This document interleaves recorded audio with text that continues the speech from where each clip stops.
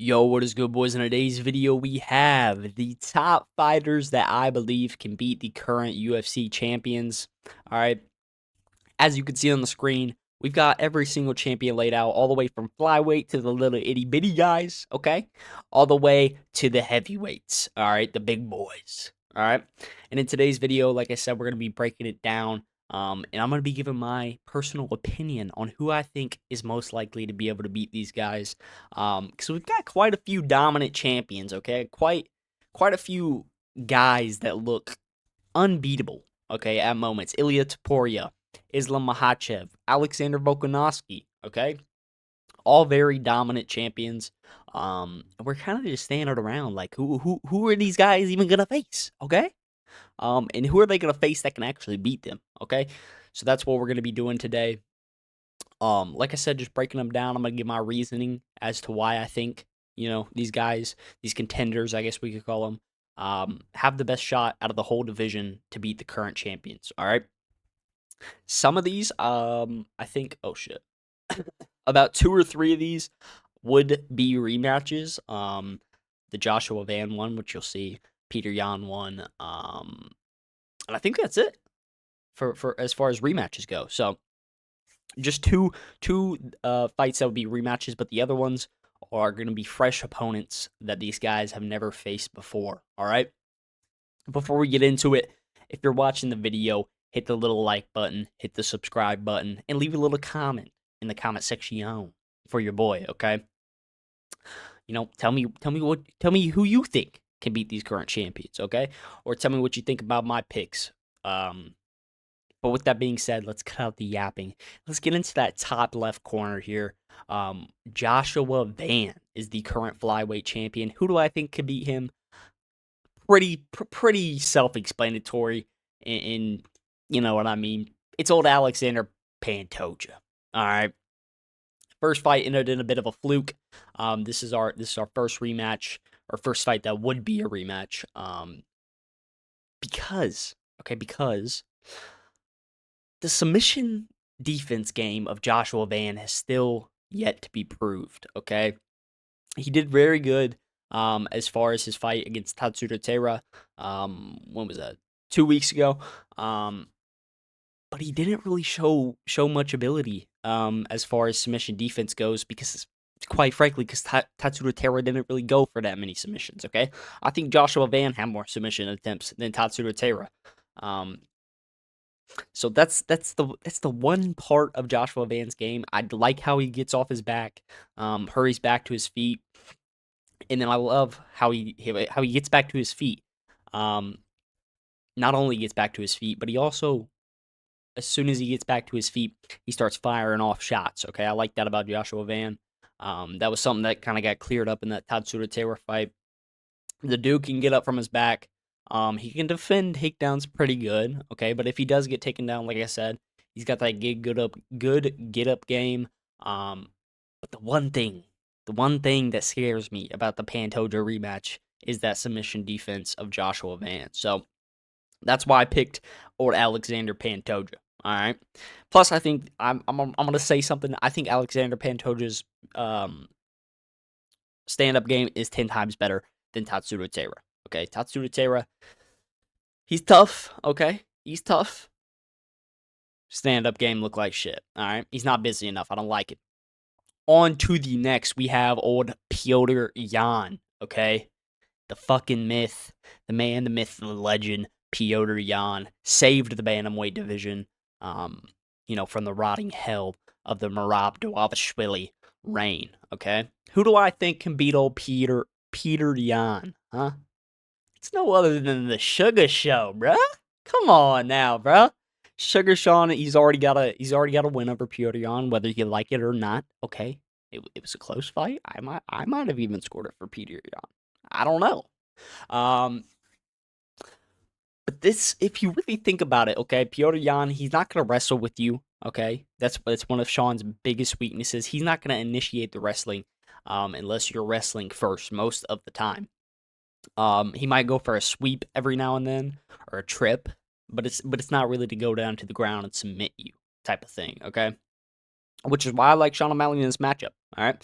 and he doesn't do bad, okay? Because like I said, that first fight was very close, but it does put him at a bigger disadvantage when the opponent is a 5'11", 135-pound guy like Sean O'Malley who can stay at range, throw body kicks, and just keep him at distance and kind of poke at him. Maybe agitate him a little bit. And Petr Yan, he's not really one of those guys that if you are a distant striker, that he's gonna leap in into the pocket and try to box you there. Okay, he's gonna try to stay at range himself. So when you have two guys staying at range, usually the one with the longer reach and the better distance game is gonna come out with the win. Okay, that's why I think Sean O'Malley can get it done. He's already got it done once. Okay, that's all I'm gonna say. Technically, he's already got it done once. All right, so that's my main reason for Sugar Sean. Hopefully he goes out there, styles on Amian Zahabi at the White House, and then we see this matchup probably early 2027 at the latest. I'm not completely sure if they are going to do the Marab rematch. That's why I say at the latest 2027. I think they're going to give Sean O'Malley the title shot. I think they're going to tell Marab Dwabashvili to get his ass sitting on the bench, warm that bitch up, okay? The Sugar Show is back in town, all right? On to the next. We have no other than the great Alexander Volkanovski. Okay, who do I think could be Alexander Volkanovski? Okay, here's the hot take one. All right, listen up, hear me out before you start judging. All right, I know you're gonna see the guy under this mystery box and you're gonna go, bruh, are we dead ass right now?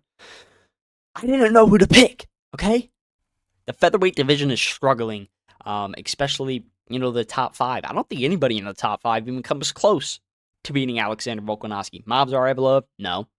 Darrell Murphy, no. Who else? Diego Lopez, no. He's already gotten beat twice.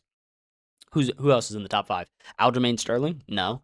I don't think he dominates Alexander Volkanovski with the wrestling, and that's his main base. Okay, so who did I pick? Fuck, I tried to delete it. Hold on. Arnold Allen, baby. I do genuinely think give Arnold Allen somebody in the top five, top three. If he beats them, throw his ass in there against Alexander Volkanovski. Okay, obviously they're gonna do Alexander Volkanovski versus Movsar Evloev next. Okay, but if Alexander doesn't what I'm saying, retire after that, then we need a new contender. And Arnold Allen is that contender, okay? Had a bunch of time off, came back, made a close fight with one of the best guys in the division, Gene Silva, and then just had a dominant 50-45 decision win over Malik Rizal Acosta, okay? Arnold Allen is the shit, okay? Arnold Allen has not fallen off. He's got good grappling, good striking, very technical, very good fight IQ, similar to Alexander Volkanovski. Okay, I think this is a super close matchup. Do I truly believe Arnold Allen beats Alexander Volkanovski? Probably not. Okay, but this is the top guys that have a chance, okay? It's not the top guys that are going to beat him. I'm not saying that. I'm saying he has the best chance, all right, as of right now.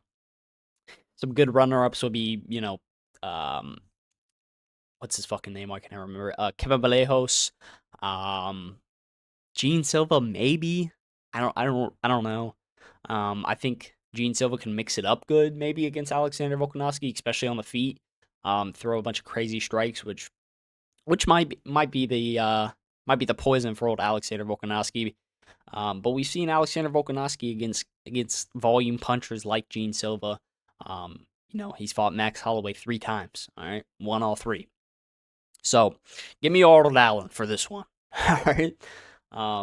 On to the next, okay? This is another one of our dominant champions in the UFC currently. We have old Ilya Totoro, okay? Who do I think could be Ilya Totoro? Another obvious one. Let's go ahead and reveal him. Arman Tsarukyan, okay? Will this fight ever happen? It's tough. It's tough if we'll ever see this fight. I'm not gonna lie. Another, let's rewind here. Another contender that he's not a contender in the featherweight division yet. Would be Arman Tsarukyan. Okay, he said multiple times he's willing to fight Alexander Volkanovski. I don't like that matchup at all. for Alexander Volkanovski. Okay, so I'm hoping that shit does not happen because Arman at 145, he's gonna be massive, shit ton of muscle on the guy. In who's a good who's a Arman Sarukian level grappler? I mean, yeah, Alexander Volkanovski, he's fought Islam. He did decent with the wrestling. I don't know how that fight plays out, to be honest. I don't like that for old Alexander Volkanovski. But I do like Arman Sarukian for Ilya Taporia, especially, okay? Do I think he actually beats Ilya Taporia? I think it's about a 40-60, 40% chance for maybe 35. We'll go 35 for Arman Sarukian to win this one. If he can just smother Ilya Taporia, okay, just smother him. Don't even get near him, okay, unless you're shooting a takedown. If he can do that and just have an Islam or a Hamzat type championship fight, you know what I'm saying? Lay on top of him the whole 5 rounds. Okay, that's the only way you're gonna beat Ilya Taporia is with a fucking elite level wrestler. Okay, and which Arman Sarukian is. Okay, I think Islam Makhachev has a very good chance at beating Ilya Taporia. I honestly think. I feel like this might be crazy to say. I feel like it's a better chance we see Ilya Taporia versus Islam Makhachev in the near future more than Ilya Taporia versus Arman Sarukian. I think if Islam comes back in August, fuck, I'm burping up a storm. Holy fuck. Anyways, if Islam Makhachev does come back in August, he comes off a win against Ian Gary, and Ilya Taporia wins the White House. I think they make it happen, bro. I don't see why they wouldn't. I don't think Ilya Taporia is gonna want to stick around at lightweight unless Islam just refuses to fight him. Um, I think we got a better chance at that, honestly, because I feel like those two are going to win in their next matchups. I think it's a higher possibility that we see that than Ilya Taporia versus Arman Sarukian. But as of right now, Ilya Taporia is a lightweight, and so is Arman Sarukian. Okay, so give me Arman Sarukian for that one. On to the next. Okay, to the other half. Go ahead and direct your eyes up to the top right. Okay. We got Islam Makhachev, another dominant champion in the UFC as of right now. Looks unbeatable, okay? But I've got a little secret zest sauce for you with this one. I think you know who I'm talking about. Old Michael Morales, okay? Um, the only chance that we have to beat Islam Makhachev is with somebody that is so much bigger than him, okay, that has pretty high level grappling, which Michael Morales has. He's a lot bigger than Islam Makhachev and who has insane knockout power. Okay? That's why I do not favor Ilya Taporia at welterweight against Islam Makhachev. Okay? He has all those things, right? But he's a little bit smaller. Okay? He's a little bit on the smaller side. Michael Morales, he's big. He's tall. He's literally. I wish I had the picture pulled up right now. His Instagram picture that he just posted a couple days ago. This guy looks like a fucking light heavyweight. Not even kidding. He could fight. He could probably fight at light heavyweight. He could fight comfortably for sure at middleweight. Okay, light heavyweight would be pushing it a little bit, but he seriously could. Okay, this guy's fucking huge. I think he could out physicality. Is that how you word that? Out physical Islam Makhachev. To the point where he makes his wrestling not ineffective, but definitely slows it down. I don't think he's gonna he would get held down like JDM did against Islam. And he's got fucking insane knockout power. We seen him against Sean Brady, another elite level grappler in the welterweight division, and he fucking sparked him out. Okay, sparked him out in round one. Um, I would say I don't like if this fight goes past 2 rounds. For Michael Morales, if he can get Islam Makhachev, kind of not focused or not as urgent on the takedowns early, maybe stuffs a few or gets back to his feet fast and finds his shot. I like that. Okay, I like that pick for Islam Makhachev. Okay, it's not easy. It's not easy to beat Islam Makhachev. All right, or to find somebody that even has a chance. All right. Ian Gary, which he's probably gonna fight in August. I I like him, but I don't. He's tall, he's lanky, he's got some long legs, which means, Islam Makhachev, he's going to be right in that crotch sniffing position, right up in there on Ian Gary. So I don't really like that for Ian Gary, but shit, bro, we'll see how it goes. Maybe Ian Gary becomes the champ, and we see fucking Carlos Prates versus Ian Gary for the belt. That would be fucking cinema. Okay, absolute cinema. Um, yeah, I was about to say something that I was gonna regret. I was about to say Carlos Prates would be a runner-up. Um, no, Carlos Prates, he needs about not 2-3, about 6-8, 6-8 years Dagestan for it. Okay, Carlos Prates, he would be a close runner up for Michael Morales. In the order to be able to beat Islam Makhachev, but grappling's just not there enough for me to even pick him as a runner up. Another runner up. Let me think. Kamaru Usman. We have Kamaru Usman at welterweight as of right now. Okay, there's been a lot of talk about him going up to middleweight, but other than that, I mean, Shavkat Rakhmonov, he's got toothpicks as legs right now, so that's not going to be one. Yeah, I think Michael Morales has the best chance to beat him. I wish they would have made that matchup for August, but I'm pretty sure they already did the Ian Gary matchup for Islam Makhachev in August. So Michael Morales for the welterweight. Okay, on to the next. Who's the current champion of the middleweight division? It's Sean Strickland. Ooh, that feels good to say, bruh. Who do I think can beat old Sean Strickland? Huh? It's no other than the South African himself, Dricus du Plessis. Okay, my boy Dricus du Plessis. I love both these fighters right here. So I kind of don't want to see this matchup, low key. Okay, I don't want to see Sean Strickland get beat, and I don't want to see Dricus get beat. Okay, I did see a clip. Okay, which makes me think that I should have changed this. Okay, I saw a clip of Dricus du Plessis. Um, I'm not sure exactly when it was. It must have been a couple days ago because it was on my TikTok for you page. Of him saying that within the next week he's having a fight announced. Okay, like for sure he's having a fight announced. He made an announcement for his fight announcement. Okay, he's ahead of game. Crafty vet move. Um, but they obviously would not book Sean Strickland. He just fought.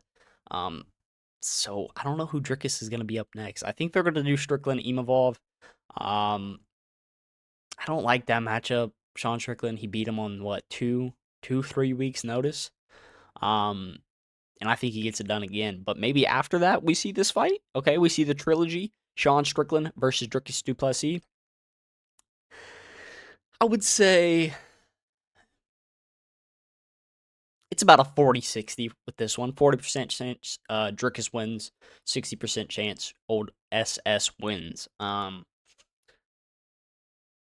I don't know. I don't know. I don't know. I don't know. I don't think Dricus is gonna be able to get those takedowns like he did in the first couple matchups against Sean Strickland. Um, I don't like Sean Strickland, or I don't like the fact that Dricus du Plessis has that sporadic kind of wild style. Okay, unlike the other guys that Sean Strickland has beat, Imavov, um, another top contender like Khamzat Chimaev is now. They're very technical strikers, okay, which allows Strickland to stay at range. They don't enter the pocket too dangerously. Dricus du Plessis, he does, bro. He goes head first into the pocket, just fucking wailing punches, wailing hooks, which is kind of Sean Strickland's kryptonite, okay? If you really look back at his fights, against technical strikers, he does a lot better than kind of those sporadic Dricus du Plessis falling piano fighters, all right? On to the next. On to the big boys, okay? We have Carlos Ulberg, okay? I should be talking about Yuri Prochazka right now, okay? I should be saying, oh, in the light heavyweight champion, Yuri Prochazka. No, it's Carlos Ulberg. At least we got Sean Strickland, though. um, for Carlos Ulberg, who do I have for Carlos Ulberg? You guys aren't going to expect this one. It ain't Big Ank. Who is it? It's no other. Can I fucking delete it? God. All right, it's not deleting. Hold on. Paulo the Eraser Costa. Okay, our boy Paulo. We love Paulo.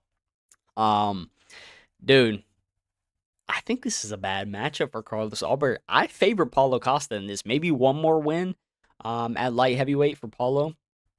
Give this motherfucker a title shot as soon as Carlos Albert is ready. Big Ank. Ank alive. Who's that? Get him out of here. Get him out of here. Give my boy Paulo a shot at the title. Um, Let him fucking just okay. Let him just fucking swerve in there right in front of Hamza. Okay, so he's sitting at the top waiting for him, waiting for Hamza to move up. Um, unless they make that match in the meantime, that could be good as well. Okay, you have Big Ank against somebody maybe, um, or maybe you have Paulo Costa versus Hamza Chimaev, and then they fight Carlos Ulberg when he's ready. I don't know. I don't know how long Carlos Ulberg is going to be out for, but at least until 2027, I would think. So in the meantime, we could do Paulo Costa versus Big Ank. We could do Paulo Costa versus Hamza Chimaev if he moves up. That would be badass. Or we could save that fight for Paulo Costa. Once he becomes champion. Okay, because he would. Um, beat Carlos Ulberg. Okay, Carlos Ulberg, he was struggling. Okay, against Yuri. Give or take, he did have the blown out knee or whatever it was, the blown out leg. But I noticed one thing. Okay, when there's a lot of volume, Carlos Ulberg, again, I don't really know because the whole leg thing.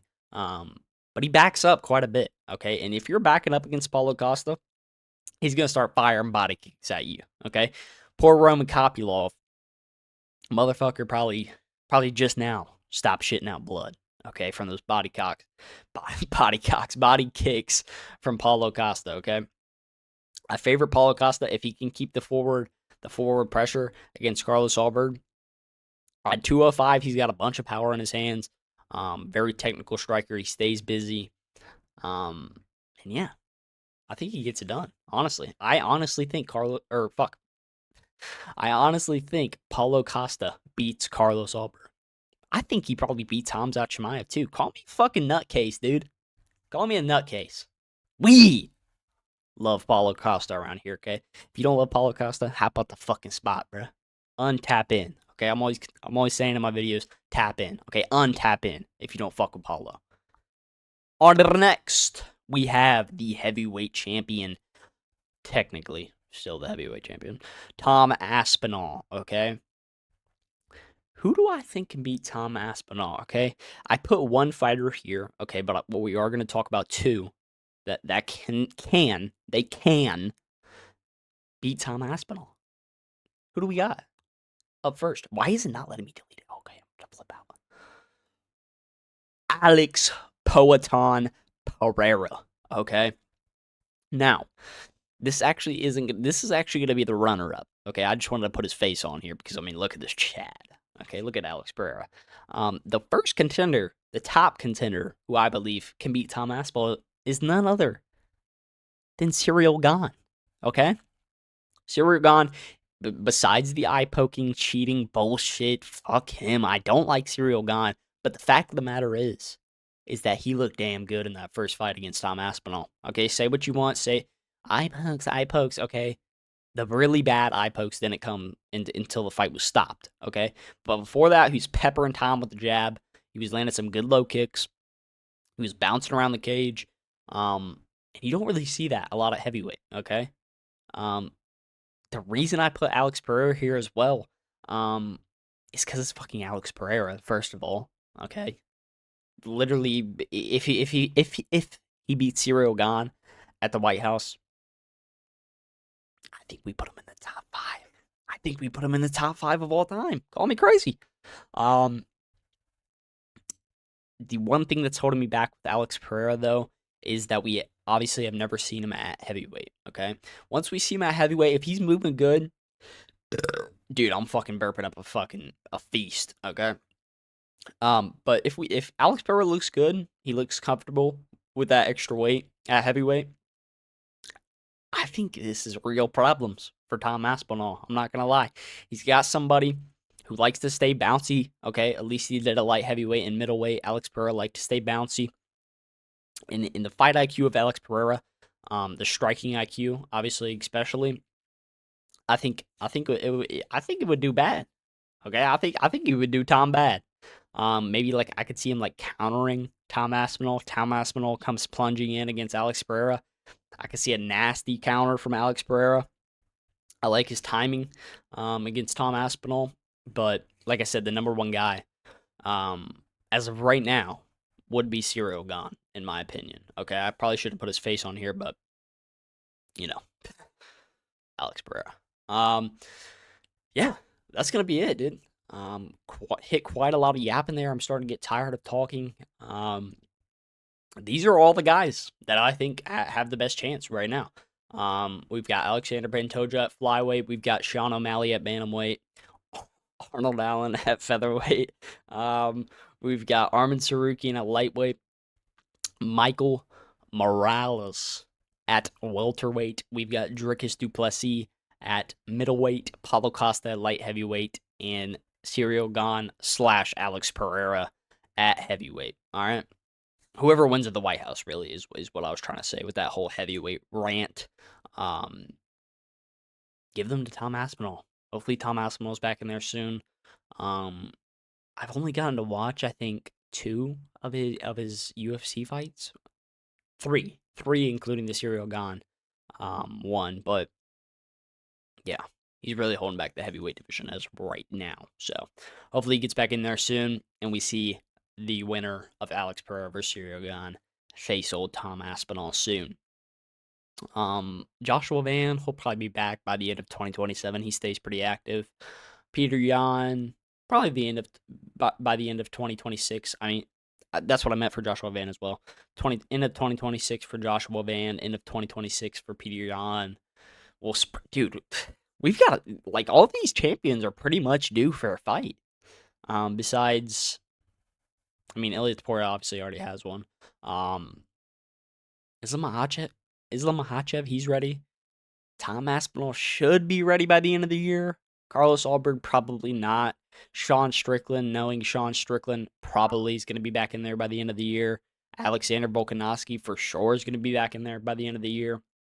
Straight fucking banger. But yeah, that's going to be it. I'm going to cut the yapping. I'm going to get this uploaded to the tube. Like I said, let me know in the comments what you think of my picks. And let me know some of your own picks. They can be hot takes, okay?